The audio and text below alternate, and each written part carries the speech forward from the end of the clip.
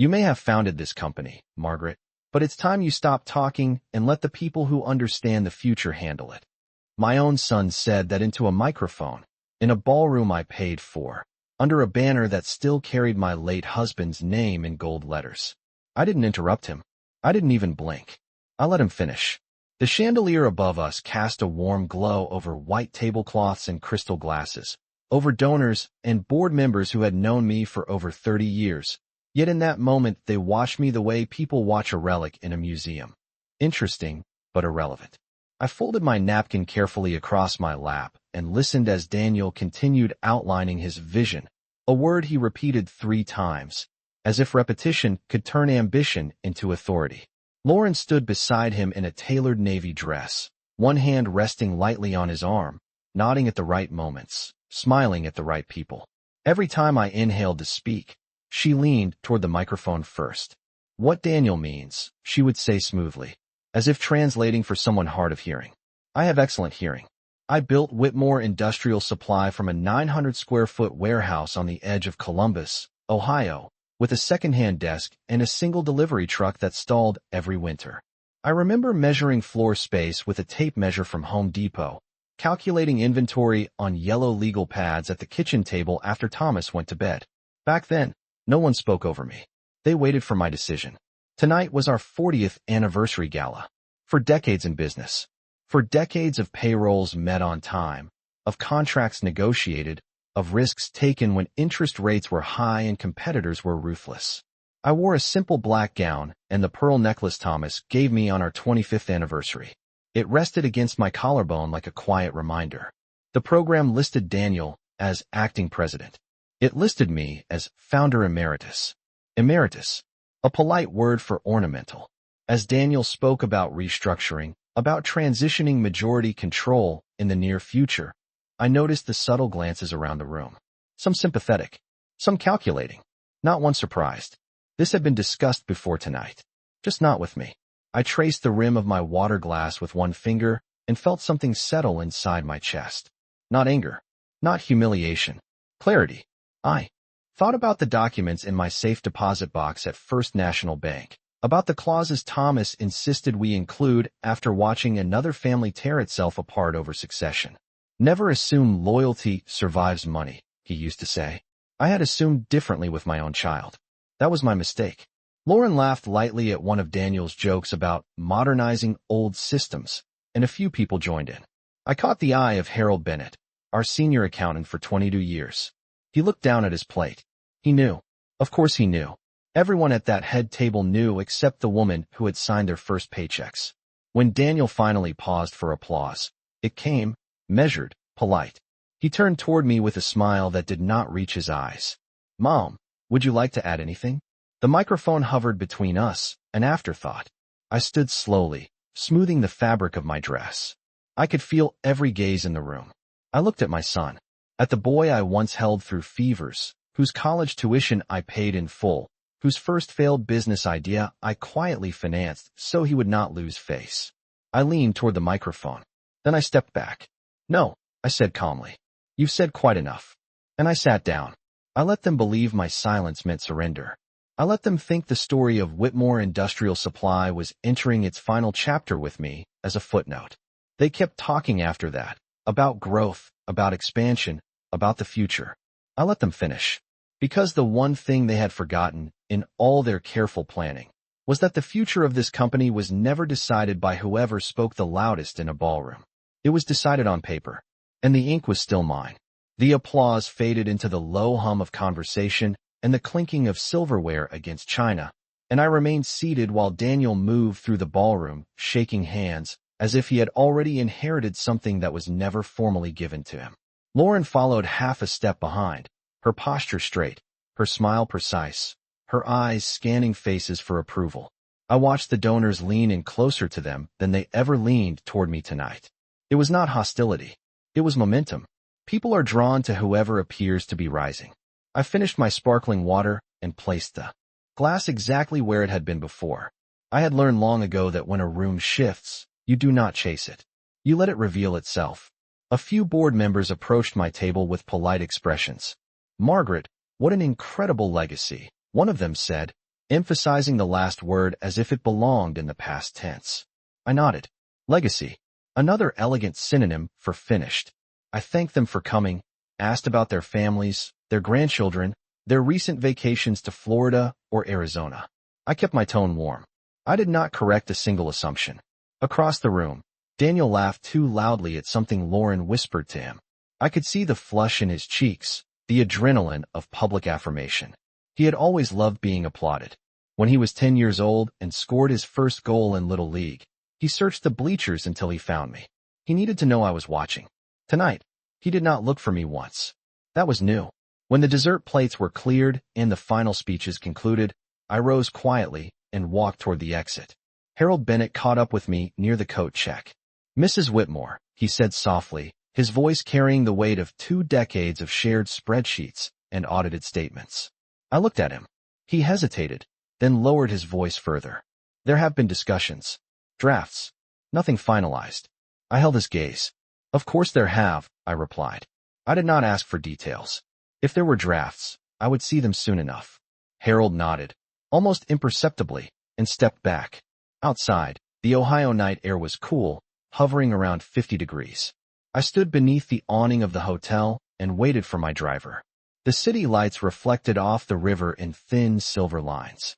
For a brief moment, I allowed myself to feel the sting, not of betrayal, of miscalculation. I had believed that patience and generosity would be remembered as strength. Instead, they had been interpreted as retreat. The car arrived within minutes. As we drove through downtown Columbus, I watched familiar storefronts pass by. Whitmore Industrial Supply had once rented space above a hardware store on Main Street. I used to carry sample catalogs up 2 flights of stairs in heels that pinched my toes. I smiled at the memory. Nothing about my life had been handed to me. Not the contracts. Not the credit lines. Not the respect. When I stepped into my home, the silence greeted me without judgment. I removed my pearls and set them in their velvet box. Then I walked into my study and turned on the desk lamp Thomas used for years. The light pooled over the mahogany surface, illuminating a stack of folders I had not opened in some time. I sat down slowly, my back straight, my breathing steady. Momentum can be powerful, but ownership is precise, and precision has a way of outlasting applause. I opened the top drawer of my desk and removed the thin brass key Thomas and I had shared for years, the one that fit the safe deposit box at First National Bank, and I placed it on the desk in front of me as if it were a compass pointing north. The folders beneath my lamp were not dramatic, not thick with secrets, just organized, labeled, dated. I have always believed that control is quiet. I untied the ribbon around the first stack and began reviewing the original incorporation documents from 1983, the shareholder agreements amended in 1998 when Daniel was fresh out of business school, and the final revision Thomas insisted on 3 years before he passed. I remember arguing with him about that revision. I told him we trusted our son. He told me trust and structure were not opposites. They were partners. I ran my finger down the paragraph outlining Class A voting shares. 51% remained solely in my name. Non-transferable without my written consent. I had signed it. Daniel had signed it. Lauren had never been part of that discussion. At the time, it felt like a formality. Tonight it felt like insulation. I leaned back in my chair and listened to the house settle around me. The clock in the hallway ticked steadily. Outside, a car passed, tires humming along the pavement. Inside my study, the air smelled faintly of old paper and polished wood. I thought about the language Daniel used on stage. Transition, modernization, next generation leadership. None of those words were wrong. They were simply premature. Leadership is not inherited like a piece of jewelry. It is transferred with intention. My desk phone sat to my right. I looked at it for a long moment before lifting the receiver and dialing. A number I had not called in several months. Bradley and Associates. The line rang twice before a familiar voice answered. This is Charles Bradley. He sounded exactly the same, measured and unhurried. Charles, I said, it is Margaret Whitmore. There was a brief pause, then warmth. Margaret, I was expecting you might call after tonight. That told me enough. He had been at the gala. He had heard Daniel's speech. I would like to review the current governance documents in person, I said. Tomorrow morning, if you are available. He did not ask questions. 9 o'clock, he replied. I will have everything ready. I thanked him and replaced the receiver gently. No raised voices. No accusations. Just scheduling. I gathered the most recent financial summaries from the folder Harold had prepared last quarter. Revenue had increased 12% year over year. Our credit line was strong. Our contracts were stable. There was no emergency that required a dramatic transfer of power. There was only ambition. I closed the folders and stacked them neatly. For years, I allowed Daniel to sit at the head of meetings so he could feel the weight of responsibility. I allowed Lauren to redesign the executive offices so she could feel included. I allowed small changes because I believed gradual growth was healthy. Allowing is not the same as surrendering. That distinction matters. I stood and walked to the window of my study. The backyard stretched out into darkness, the lawn trimmed, the garden dormant for the season. I built this house 27 years ago, paying off the mortgage ahead of schedule because I dislike owing anything longer than necessary. I do not owe anyone my silence. If Daniel believed tonight marked the beginning of his era, he had misread the calendar. Tomorrow morning, at 9 o'clock sharp, I would begin clarifying the date. 9 o'clock the next morning, I walked into Bradley and Associates carrying a leather folder that had traveled with me through more negotiations than I could count, and I felt the same steadiness I used to feel before signing a contract worth several $1,000,000. The receptionist greeted me by name. I have always appreciated that detail. Charles Bradley met me in the conference room at the end of the hall, a space with tall windows overlooking High Street and a long oak table that had witnessed decades of quiet decisions. He stood when I entered. "Margaret," he said, extending his hand. His grip was firm, respectful, unchanged. I sat down and placed my folder on the table without ceremony. "I would like to review every current governance document, including any drafts that have circulated among board members in the past 6 months," I said. My voice did not rise. It did not need to. Charles studied me for a moment, then nodded. He opened a file already prepared. "There was a proposal discussed informally," he admitted. "A phased transition of executive authority over 12 months, contingent on your approval." Contingent on my approval. I let the phrase settle between us. "And if I do not approve?" I asked. He adjusted his glasses. "Then nothing changes. You retain full voting control. Any public representation otherwise would be inaccurate." Inaccurate. A polite word for presumptuous. He slid a copy of the shareholder agreement across the table and turned to the relevant section. The language was precise, unambiguous, almost surgical. Majority voting shares cannot be diluted, reassigned, or reclassified without written consent from the primary holder. That holder was me. I traced the line with my fingertip and remembered the day Thomas insisted we draft it. We were sitting at this very table.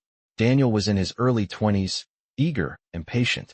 Thomas had looked at me, not at our son, and said, "Protection is not distrust. It is wisdom." At the time, I thought he was overly cautious. Now I understood he was simply realistic. "Has Daniel requested access to these clauses recently?" I asked. Charles hesitated just long enough to confirm my suspicion. "He inquired about procedural timelines," he said carefully. "Of course he did." I nodded once. "Prepare a formal notice," I said. "A clarification of governance authority to be distributed to the full board. Nothing dramatic. Just accurate." Charles leaned back slightly. "You are aware that this may create tension." I met his eyes. "Tension already exists. I prefer it documented." We reviewed the financial summaries next. Revenue growth remained strong. No emergency restructuring was necessary. No creditor pressure. No instability. The push for transition was not strategic. It was personal. When our meeting concluded, Charles closed the file and regarded me thoughtfully. "Margaret, may I ask something candidly?" I inclined my head. "Do you intend to step down at all?" The question hung in the air, not accusatory, just direct. I considered it honestly. I am 68 years old. I wake before 6 every morning. I read market reports before breakfast. I can still calculate margins faster than most executives half my age. Age does not erase competence. "I intend to decide my own timing," I replied. That was the only answer that mattered. As I left the office, the late morning sun reflected off the glass buildings downtown. People hurried along the sidewalks with coffee cups and briefcases, unaware that anything significant had shifted. That is how real power works. It moves quietly, on paper, in rooms without applause. Daniel believed leadership could be claimed with a speech. He forgot that authority is defined long before the microphone is turned on. And this time, I would not allow anyone else to define it for me. The formal notice went out to the board at exactly 2:30 in the afternoon, drafted in precise legal language and delivered by electronic mail with a confirmation receipt attached, and I imagined the quiet ripple it caused as each member opened the document and read the clarification of authority in black and white. I did not call Daniel to warn him. I did not send a separate message to Lauren. If they wished to reshape the structure of Whitmore Industrial Supply, they could learn to read it properly first. At 4 o'clock my office line rang. I was seated at the conference table reviewing vendor contracts when my assistant, Claire, informed me that Daniel was on his way up from the parking garage. I thanked her and asked her to hold all other calls. When Daniel entered my office 10 minutes later, he did not knock. He moved quickly, jaw set, shoulders tight beneath his tailored gray suit. Lauren followed 2 steps behind, her expression composed, but her eyes sharp. I remained seated. I did not gesture for them to sit. Daniel placed a printed copy of the notice on my desk. "What is this?" he demanded, though he already knew. I folded my hands calmly. "It is a clarification," I said. "Accuracy benefits everyone." He exhaled through his nose. "You blindsided the board." I met his gaze steadily. The board was misled before they were informed. Lauren stepped forward then, her tone smoother. "Margaret, we were simply preparing for an inevitable transition. Investors expect continuity." I tilted my head slightly. Continuity does not require assumption. The silence that followed was not loud. It was controlled. Daniel paced once across the office, then turned back to me. "Do you not trust me?" he asked, and there it was, the question beneath all the strategy. I considered it carefully. "Trust is not the issue," I replied. "Authority is." He looked as if I had struck him, though I had not raised my voice. Lauren placed a hand lightly on his arm, a subtle attempt to steady him. "We are trying to move the company forward," she said. I nodded. "Then learn how it is structured before attempting to move it." I opened the drawer of my desk and removed a copy of the shareholder agreement, sliding it toward them. "Read Section 4, I instructed." Daniel scanned the page, his expression tightening as he reached the paragraph that confirmed what the notice had stated. 51% voting control. Sole discretion. Non-transferable without written consent. His shoulders dropped slightly, not in defeat, but in recognition. "You never mentioned this," he said quietly. "You never asked," I answered. The room felt smaller then, not because of anger, but because of truth. For years I had allowed Daniel to believe leadership was a matter of timing. He believed time alone qualified him. He forgot that responsibility is proven, not inherited. Lauren straightened, regaining her composure. "This does not have to be adversarial," she said carefully. "It is not," I replied. "It is procedural." I stood then, signaling the end of the meeting without announcing it. "If you wish to propose a transition, draft a formal plan. Present it with data, with risk assessments, with measurable benchmarks. I will review it as I would any proposal." Daniel looked at me, searching for something softer. I did not offer it. "Until then," I continued, "public statements implying a change in leadership will cease." I walked to the door and opened it for them. Not aggressively, simply decisively. Daniel stepped out first, Lauren following, her expression unreadable. As the door closed behind them, I returned to my desk and sat down. Authority does not need to shout. It only needs to be exercised. The building felt different the next morning, not because anything had physically changed, but because clarity has a way of altering the air. I arrived at 7:30 as I always have, parking in my usual space near the side entrance instead of the executive spot Daniel recently began using near the front doors. Routine matters. Consistency reminds people who was here before the applause. Inside, the lights in the main hallway were still dim, the scent of fresh coffee drifting from the break room. I walked past the framed photographs that lined the corridor, images of our first warehouse, our first delivery truck, our first team of 12 employees standing shoulder to shoulder in work boots and denim jackets. I was in every photograph. Daniel was in only the later ones. That is not criticism. It is chronology. Claire met me at my office door with a stack of folders and a look that told me news travels quickly in any organization, no matter how large the revenue. "Several board members have requested individual meetings," she said quietly. I nodded. "Schedule them." One at a time. Starting tomorrow. She hesitated. Daniel has called for an executive strategy session this afternoon. I paused just long enough to register the word called. Then I will attend, I replied. At 2 o'clock sharp, I entered the executive conference room. Daniel stood at the head of the table beside a projection screen displaying slides labeled Strategic Acceleration Plan. Lauren sat to his right, tablet open, pen poised as if documenting history in real time. The other executives shifted slightly when I took my seat. No one spoke immediately. Daniel cleared his throat. Thank you all for coming. He began, glancing at me briefly before focusing on the screen. He outlined expansion into 2 neighboring states within 18 months, projected a 15% increase in operating expenses, and proposed restructuring several long-standing vendor relationships. His voice was steady, confident. He had prepared thoroughly. I listened without interruption, making notes in the margin of the printed agenda. When he finished, he looked around the table. Questions? He asked. Silence lingered. Then all eyes turned toward me. I placed my pen down carefully. Your growth projections, I said evenly, are based on optimistic demand models. What contingency plan have you drafted if regional construction slows by even 5%? Daniel blinked once. We anticipate stable demand, he replied. I held his gaze. Anticipation is not a plan. A few executives shifted in their seats. Lauren leaned forward. We can refine the risk analysis. She offered smoothly. I inclined my head. Please do. Include detailed cash flow stress testing at multiple levels, not just best-case scenarios. I turned a page in my notes. Also, any restructuring of vendor relationships must be reviewed for long-term contractual penalties. Some of those agreements were negotiated 15 years ago under specific conditions. Daniel exhaled slowly. We are trying to move faster, he said. Speed without foundation is instability, I answered. The room remained quiet, but it was not tense. It was attentive. I was not dismissing his plan. I was testing it. That is what leadership requires. After the meeting concluded, several executives lingered to ask follow-up questions about risk modeling and phased rollouts.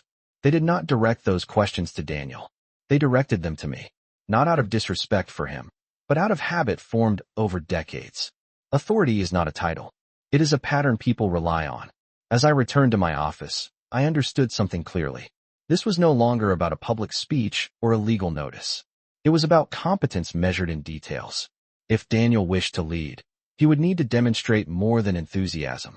And if he believed my silence signaled retreat, he was beginning to understand the difference between quiet and absence.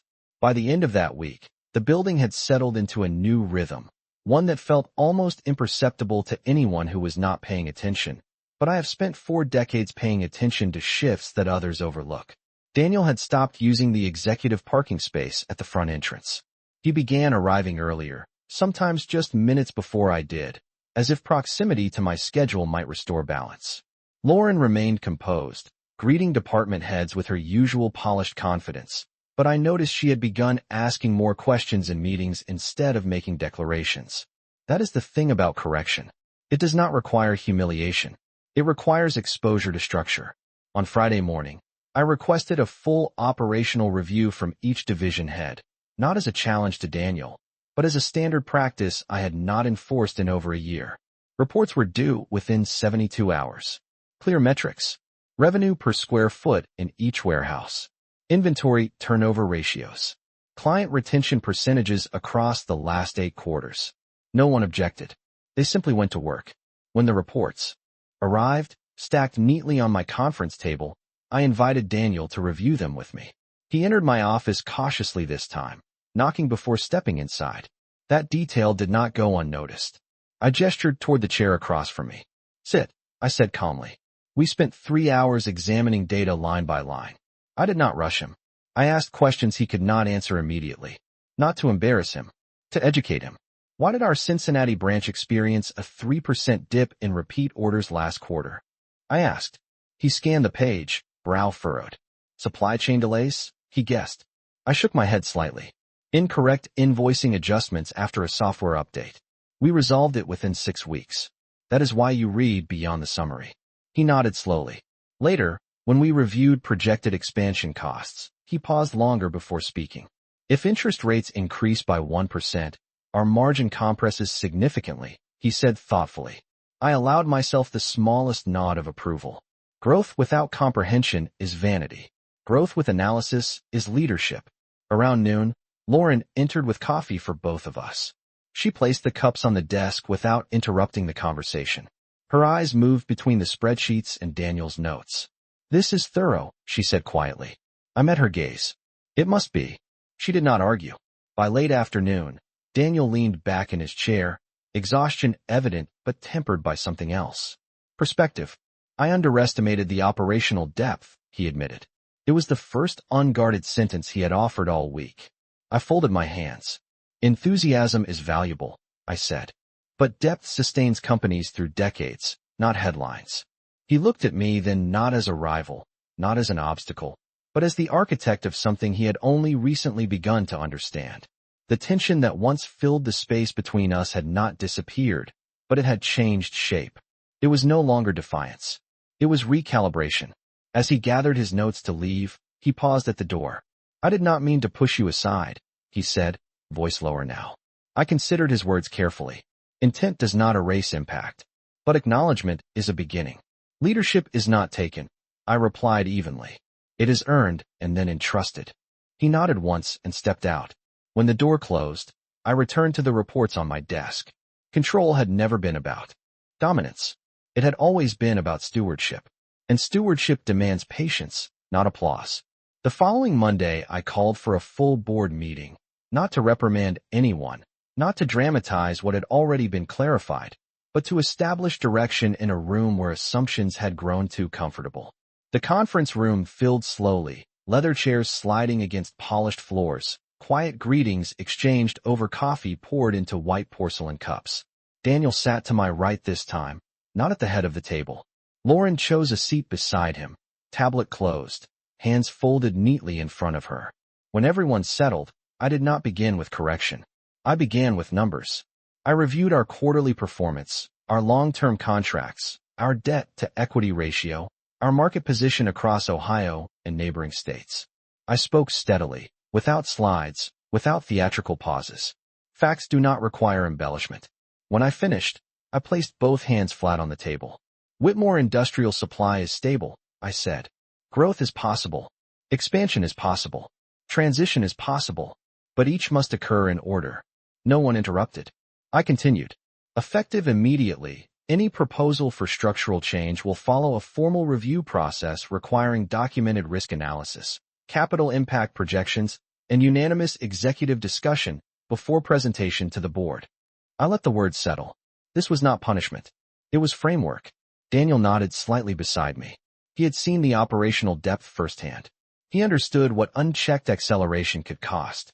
A board member near the end of the table cleared his throat. Margaret, are you indicating a delay in succession planning? He asked carefully. I met his gaze. I am indicating precision, I replied. Succession is not a calendar event. It is a readiness assessment. Lauren shifted subtly, then spoke with composure. We are prepared to submit a comprehensive plan within 60 days. I inclined my head. I look forward to reviewing it. The tension that once carried accusation now carried expectation. There is a difference. After the meeting concluded, several members remained behind to thank me for the clarification. Not with flattery, with relief. Stability reassures investors more than ambition does. Later that afternoon, Daniel stepped into my office alone. He closed the door gently behind him. I understand now, he said quietly. I studied him for a moment. His posture had changed over the past week.